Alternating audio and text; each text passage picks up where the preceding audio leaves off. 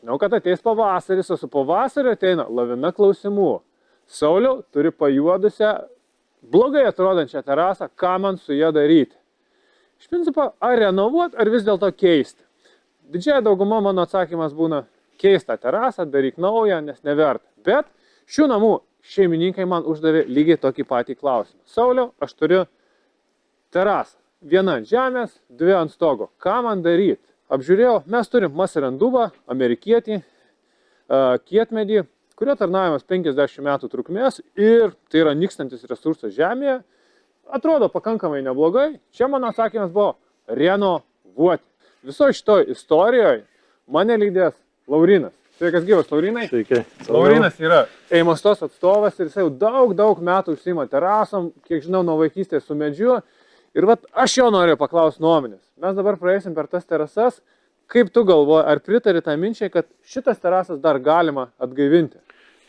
Pritariu šitai idėjai, dėl to, kad tai yra kietmedis, atrodantis šiuo metu nelabai kaip, bet po šito visų dažų, po šitais dažais, pilkumais slepiasi graži mediena. Kol kas nesimato supuvimo židinių, tai manau, kad ją galima ir reikia atgaivinti, o ne mest lauk. Tai iš principo, pirmas kriterijus, ar verta atgaivinti, žiūrėti, ar yra puvinių. Taip. Nėra puvinių, reiškia vienareikšmis, nes čia yra Masarandubą, yra pirmos kategorijos, jos tarnavimo laikas 50 metų, teorinis. Teorinis, jo, priklauso, kur jinai guli ir kaip jinai padaryta, kai vėjas vaikšto po ją ir panašiai. Tai jinai teoriškai gali 50 metų, bet mūsų sąlygom, jeigu jinai išlaikys 20-25, tai viskas tvarko. Mes čia irgi matysim, praseisim ir tas terasas matysim skirtumą. Čia yra terasa ant žemės, yra ventiliacija gera, bet terasas ant stogo, kurios gauna ir saulės, ir yra prasta ventiliacija, jos atrodo visai kitaip. Taip. Tai čia labai gerai, kad jos yra skirtingos, tai matysis labai stipriai. Apačioje mes turim pakankamai padoriai atrodančią terasą. Ar mes galėtume vietoj šveis dar kažkaip daryti? Jo, jeigu jinai visą stabiliai stovi, varžtai neatsipalaidavę, viskas tvarkoj, galima ją šlifuoti vietoj. Plovimas šiuo atveju nepadėtų, ją reikia šlifuoti dėl to, kad nuimti pigmentą, kad eiti iki gryno medžio ir tada nualyvuoti naują alyvą, kurie išsirinktų klientas pagal spalvą. Bet mums reikėtų gero oro. Dabar, kaip matom, yra žiema, sniegas ir panašiai, mes to daryti negalim vietoje, bet jeigu klientas nori, kad būtų kitam pavasarį viskas paruošta, mes turim ją išardyti, nuvežti į šiltas patalpas, jas nušlifuoti, nualyvuoti iš visų pusių ir grąžinti atgal, susukti vietą ir klientas jau galės naudotis pavasarį nuo pirmos saulės. Tai šitas yra mūsų scenarius, nes mes turim 3 terasas. Šitą, kuri atrodo padoriausia, jinai bus išrinkta dėl to, kad čia turės ateiti nauja terasa, nes visas keičiasi, visas gerbuvis. O tos, kur ant stogo, matysim, jos yra kur kas prastesnės būklės. Ir man reikės iš šitų lentų suvienodinti jas ir sudėti naujas terasas. Aha. Naujos terasos kažkiek gal ir skirsis nuo šitų, bet alyvavimas tą gali padėti palengvinti suvienodinimui. Nes jeigu pasirinksim panašią spalvą, mes galim naują ir seną terasą labai gražiai suvienodinti. Laurinai, su kai kurių alyvų gamintojai šnekėjo, sako, kietmedį tik tai bespalvė alyva.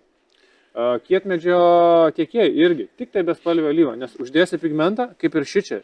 Kitas etapas – šveitimas arba alyvavimas su tamsesnio tono pigmentu. Reiškia, tu turėsi užtonuoti. Tavo nuomonė. Su bespalvė alyva yra saugiausia, nes užtepiai bespalvę alyvą, saulė nudegina, užtepiai vėl bespalvę, viskas tvarkoja. Bet bespalvę alyvą nudegina per 2, 3, 4 mėnesius, tai reiškia, mes turim atnaujinti 2-3 kartus per sezoną. Mūsų Lietuvos sąlygos neleidžia mums to padaryti, nes mes turim gerą orą tik tai vasarą, pavasarį truputį, rudenį jau, rugsėjį jau nebegalim. Tai turim tik 3 mėnesius tam. Tai mums reiktų šiek tiek pigmentuoti tam, kad pigmentuota alyva netaip stipriai nudegina saulę ir išlaiko daug ilgiau. Gerai, bet jeigu mes vienais metais nupigmentavom, tada mes turim kažkokius pagrindinius takus, tam kaip taisyklė bus daugiau numindyti, ne? Kitais metais, jeigu aš vėl tepsiu tą pačią pigmentą. Jeigu klientas mato, kad jau pradeda alyvą nusitrindinėt, tai reiškia pats metas atnaujinti. Tai jeigu mes laiku atnaujinam, tų takelių neturi likti, mes tą pačią alyvą padengiam ir viskas tvarkoja. Jeigu uždelsiam atnaujinimą, tada jo nusinešioja iki medžio ir tada reikia tamsinti ir tamsinti ir tamsinti. Aš kaip ir sakau, pasirinkai natūralaus medžio terasą, reiškia, tu Taip. pasikinkėjai, kaip sako, tam tikrai priežiūrai. Jo, bet tu turi vis tiek jausti malonumą iš to, žinoti, kad tai reikės daryti, bet jeigu tu nori turėti medį, gyvą medį ir gražią terasą ir jaustis ant jo gerai, turi kažkiek investuoti priežiūrą. Mes einam tada apsižiūrėti viršutinės terasas. Kaip atrodo terasos, kurios Masaranduba, kuri tarnavo visai kitom sąlygom.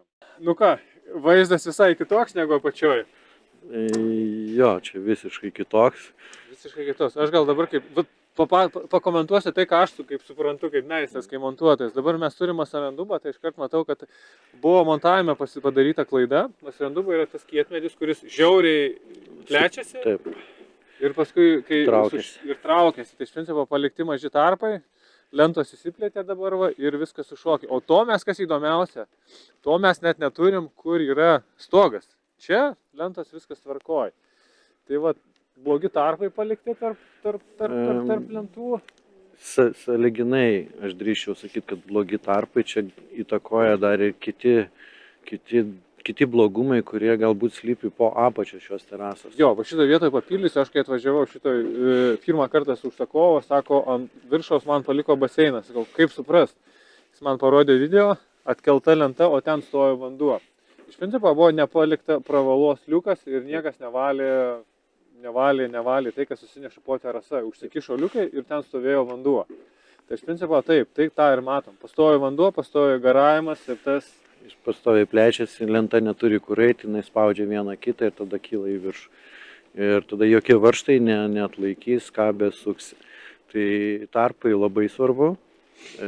Labai svarbu, kad išsivedintų drėgmė iš apačios. Jeigu čia to negalėjo būti, tai tas lentas ir deformavo. Čia vienas iš tų, kai užsakovas sako, man labai dideli tarpai, sumažinkite tą tarpą. Čia kas gali gauti. Su tarpu sumažinti negalima, kiekvienai lentų rūšiai reikia tarpus daryti tokius, kokie privalo būti.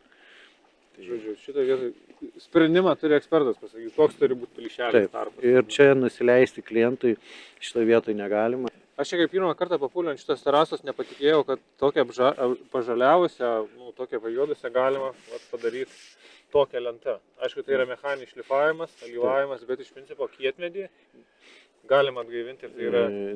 Galima ne tik kietmedį atgaivinti, jeigu ta lenta yra nesupūvusi ir gyva.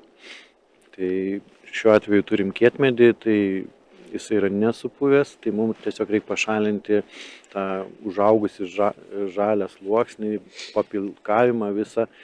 Ir jeigu buvo anksčiau alyvos likučius. Čia iš principo mes matom tai, kas būna, kai apleidi.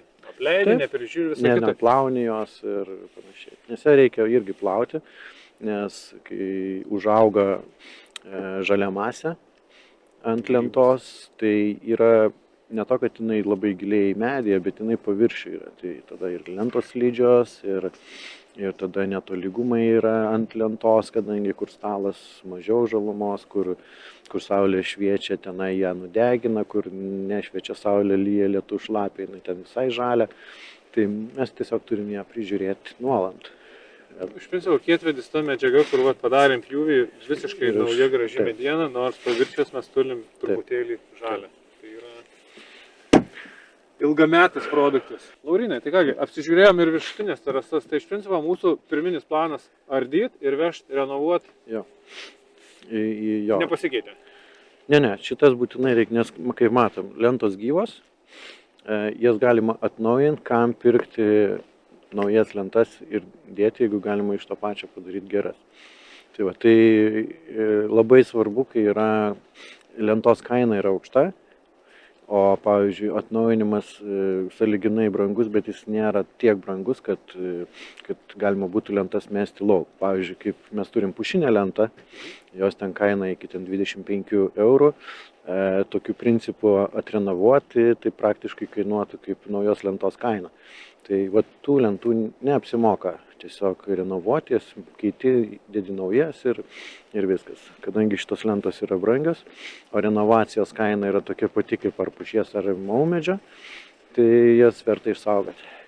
Nu, aš kaip ir minėjau, kietmedis yra pakankamai nykstantis resursas ir čia lentos, ten 4,5-5 metrai ilgio, tai yra, šiai dienai gali ten, yra rūšių, kur tu gali didelius pinigus dėti ant stalo, jų nėra, nenupirksi tiesiog.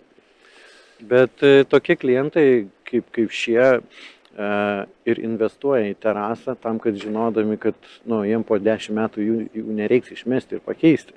Tai gerai, jos atrodo dabar blogiau, bet jie investuos į atnaujinimą ir jie vėl turės ateinančius metus, 10-15 metų, vėl tą pačią lentą, kurią naudos. Gerai, Lauryna, ačiū labai. Tai dabar nešalam ant kelių ir ardysim viską tada. Gerai, ačiū labai tau.